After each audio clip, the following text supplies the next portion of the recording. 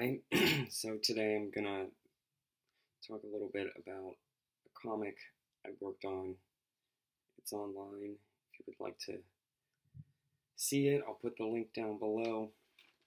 Um, which I usually don't do this, but I thought I would just talk a little bit about my thinking, um, motivations, or sort of the creative process of whatever, of conceptualizing this story and narrative. So for past few years, I've been working more on developing nonfiction comics, and for me, that process is a lot of um, putting together facts and information. It's kind of like juggling the information or how you put it together, and of course, there is a lot to be said about how that explains the truth and how people see the reality. In this case, um, how people perceive or understand the past. So the idea was to sort of smatter in all these different themes or elements to sort of give different time periods, a sense of what's going on from a number of different aspects. And of course, you can only get so much done. I put it together until it's sort of feel like I can get it to a circle, at least for this one. It's called Atlantic Circulation. So it's about the circle of uh, things going on. And there's a quiet main character that begins in the first page, which is Squanto. So Squanto's at the beginning, he's at the end of this circulating thing, and he's in the middle too. Of course, I'm going through a lot of different characters and people. I don't know how much anybody particularly wants to follow all these particular people, but I did all the research, so I thought I would include what I could. And but so I probably wouldn't have included Squanto until I learned. I think it was reading Wendy Warren's account, New England Bound, which was actually about uh, slavery in colonial New England. But they included Squanto because Squanto was at one time in his life enslaved, and that this was, the story picks up with that point, and it's around the time that John Smith is naming New England. Smith himself doesn't take Squanto as a slave, but there is an English explorer that does, sells him and tries to sell him in Spain. Anyway, so of course the English weren't the only ones colonizing, so I include the Dutch in the second page. So we pivot over to what the Dutch are up to, and they're, going up Hudson's Bay, and I might have gotten the years a little bit ahead of myself with the wampum, because I think it might have been actually 1624 rather than 1614 when wampum became sort of a regularly traded good that the Dutch sort of realized they could use that in exchange for beaver pelts. And wampum, at least according to William Cronin's book Changes of the Land, at least in this time period, was largely made, or you could say manufactured, in Long Island by the Native Americans there, and then the Dutch would take that wampum and trade it up, say, the Hudson River for goods. And there's, of course, was wampum money? Not quite. It depends who's holding it and how they think of it. So, in tribal and maybe chieftain societies, but maybe more tribal societies, money isn't useful or practical, say with some of these Native American groups, but it did, of course, have symbolic or important status. Whereas, you could kind of look at it as the development of using wampum for trade by Europeans. It's almost like it's a currency backed by beaver pelts, because they know they can go redeem those wampum for a beaver pelt, which they can then sell in Europe to make a hat or something, make some good money. So there's, of course, more colonial adventures going on around the world, and some move a little bit over to the Indian Ocean, and specifically the Mughal Empire and England's overtures during the Jacobean age to, create and establish trade networks with the Mughal Empire between England, the East India Company, basically, and have little dots of like, okay, Captain Newport, who was involved in the Jamestown expedition, was also involved with that. So, and then we move over to domestic England, the royal family, how King James is getting along with Parliament, not too well, diplomatic relationships, what Hugh O'Neill of Ireland, passing away. So that this page was not necessarily, I felt like, my strongest. And then on the sort of arts and cultures, the death of Shakespeare, there's some poking fun at Puritans, and you're sort of getting into more some cultural aspects, at least from the aristocracy or upper classes, the people moving and shaking. So, and there's the development of blood circulation and logarithms. So some, incremental technological advances, or whatever you consider those contributions to, science or knowledge. And of course, circulation with blood circulation. That was part of the inspiration for me choosing the title Atlantic Circulation. So then we move, now we're importing new ideas over to England with Pocahontas. And I think the main thing that I sort of walked away with was, it's sad because Pocahontas was, she was kind of a tool for public relations. That's how I get it. There's not much of a, of course she doesn't provide her own account. Most of what is known is, these different Virginia Company people that want to, use her personality to attract investors in the Virginia Company. And, she does sort of fit this motif of like this exotic woman. She converts to Christianity. Now, of course, she doesn't have a particular, we don't have writing or particular voice from her. But she did, apparently convert to Christianity.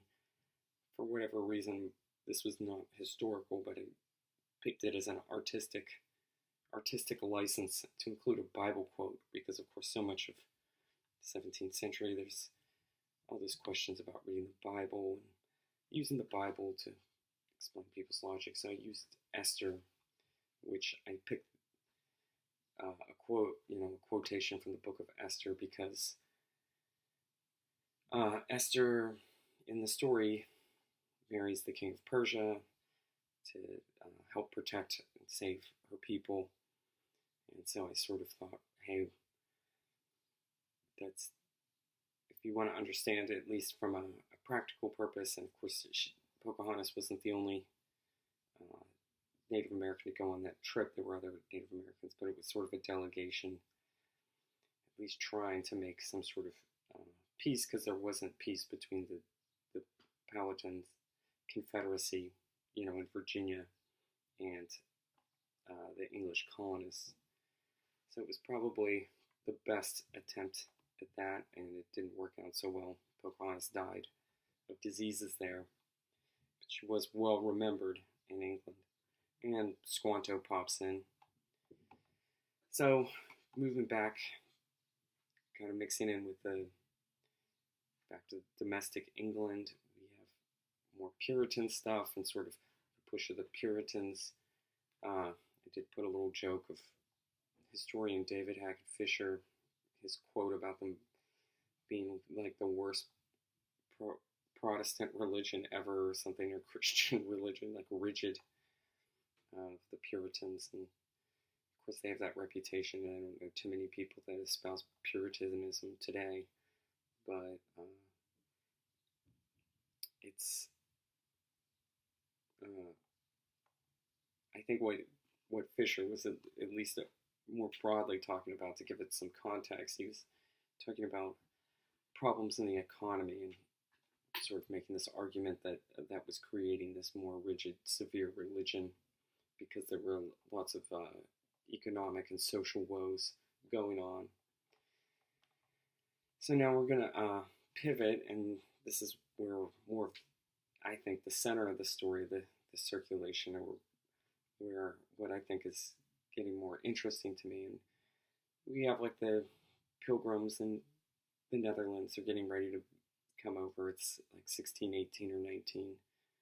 And,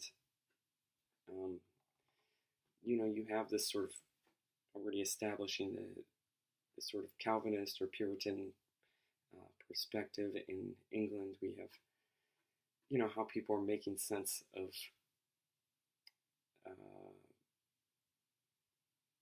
the rest of the world. You have the East Indies, the West Indies, East Indies. You're like thinking Mughal Empire, big cities. The other side you have the coast of Virginia, New England, tribal Native Americans. But then we're speaking English. We're talking about people who speak English and colonizing, spreading around. So how are they making sense of other people? How do they see other people? And we have Samuel Purchas, who was a writer. He was kind of the protege of Hakluyt, who was in a previous issue. And so there's a bit of that, and we're sort of pivoting over to more African things.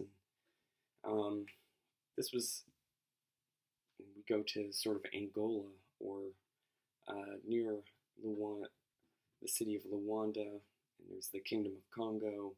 So again, I wanted to show there were large cities and things. I'm not saying that a large city is a great thing necessarily. You do have hierarchies and things like that, but it is, showing that, in case you didn't know, like Africa in those days wasn't just little villages and things like that. There were lots of sophisticated things going on, but it does take a lot of time to understand, because these things are coming from a different psychological point of view, I guess, or different cultural background. And at least, maybe I'm a softie, but the history of Angola, particularly or West Central Africa around the Congo, for me it's a tough history. There's lots of examples of violence, and even the role of colonization, and then just the exportation of slaves. Most of them are going to Brazil, but this is I initially read about this in Tim Hashaw's book, The Birth of Black America, where he's saying that the first slaves to arrive in Virginia in 1619 were from Angola, and he sort of goes through and maps out this thing. And I did find the article.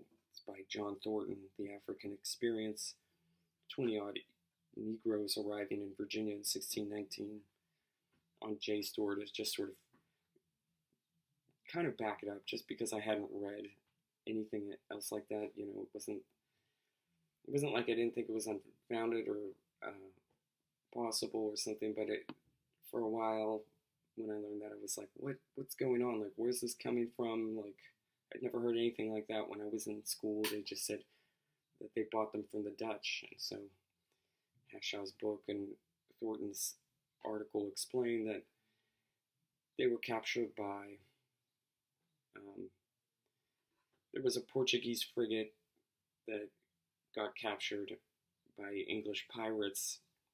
They said they were Dutch to sort of cover themselves, and there's a lot more to it, and the comic sort of goes into it. And I think sometimes because we don't understand much about Africa today, it takes a long time to sort of work through some of these things. So of course I have the English-speaking guy Andrew Brattle, who explored that area and helped inform Samuel Purchas's writings about the region. So that's a little bit of an homage to the English-speaking take on it. There's Nzumbu shells, which, like wampum, it's sort of this thing where wampum was made, where there's a lot of seashells on the coast, and then they took them inland to trade. There was sort of a similar process with Nzumbu shells. The idea is if you're going to use shells as currency, don't live on the beach. Like you want to go you want to go trade these in the mountains where they're rare. You can sort of control the supply if you're a central government or colonial agents trying to create your currency. And there's a lot of Hashaw's book talks about the Ndongo people specifically, or yeah, I believe it's the Ndongo people, and they, who they're saying is the particular group that the 20-odd Negroes that went to Virginia probably came from, which is, it's interesting stuff. They had cattle husbandry, they, made iron, or apparently smelted steel. They were in a long process of talking and dealing with Catholic missionaries. And particularly Angola was a sort of Christian nation and stuff, and they talk about the relationship between Portugal and the Pope and sort of these church hierarchy things. And, it's sort of an epic story, and then it includes an Njinga who's, a cultural hero of Angola. So she was part of the Ndongo, and she would have been alive and I think a princess at that point, or whatever it is, the son of the head Gola, which is like their leader, which I messed up, I think, in my post, and I said it was her brother. It was her dad. Sorry, my bad. So I kind of got some things wrong with that, but there's this whole Angola thing that happens, this whole sort of digression, and then I just sort of try to wrap it up. And growing problems in England and Europe, Comet in the Sky. The Puritans some of them think that the apocalypse is coming, or probably a lot of them. King James doesn't have any money. The 30 Years' War is just starting to explode. We wrap up Walter Raleigh. He gets executed for committing piracy just after getting out of prison. When the Virginia company's fighting, their investment didn't turn out too well, and people like Robert Rich are, infighting with them, and Rich was apparently involved with this sort of pirate attack where they took the Angolans from the Portuguese in the Caribbean. And then we sort of land here in Jamestown with the first slaves. In 400 years, it's 2019 today. And there is a little bit of a jump, because even though they did take them as pirates and they stole these slaves, it wasn't a very lucrative economic plan. Like the idea of importing lots of slaves is like a regular economic practice across the Atlantic Ocean, like the Great Diaspora,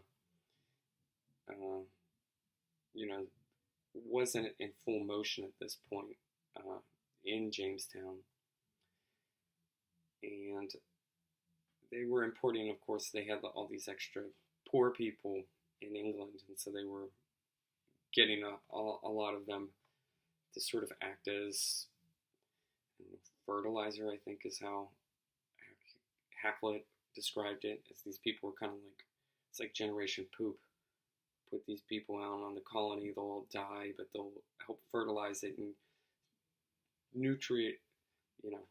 invigorate the colony so the next generation will live a little better.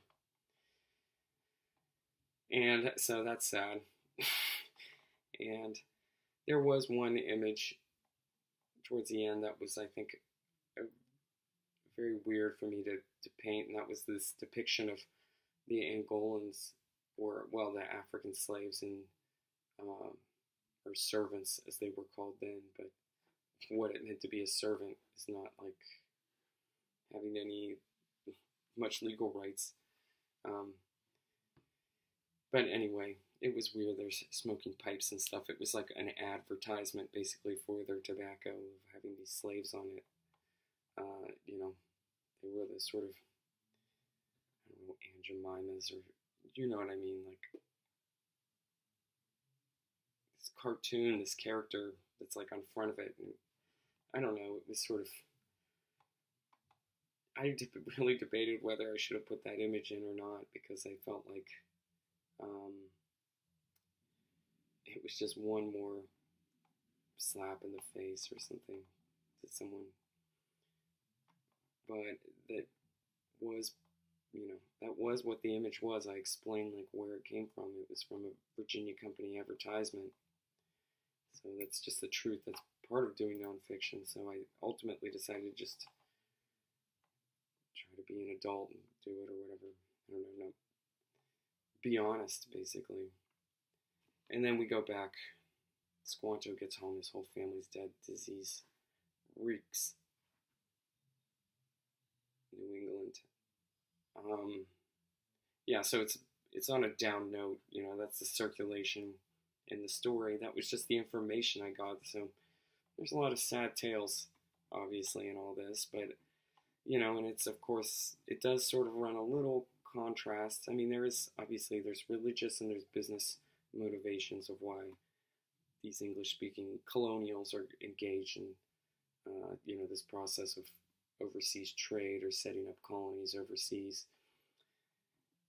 And that's the history. That's part of what makes America, I guess. But, of course, there's all these other people and things going on, I wanted to just, I think at least what it does is provide a somewhat more global perspective of understanding, way before the United States came into being, all these sort of elements and forces that played into it, and it was very, there's a lot of complexity and a lot of different moving parts going on. So I guess I'll just end it there. Thanks if you bothered to listen to all 23 minutes of this. See ya.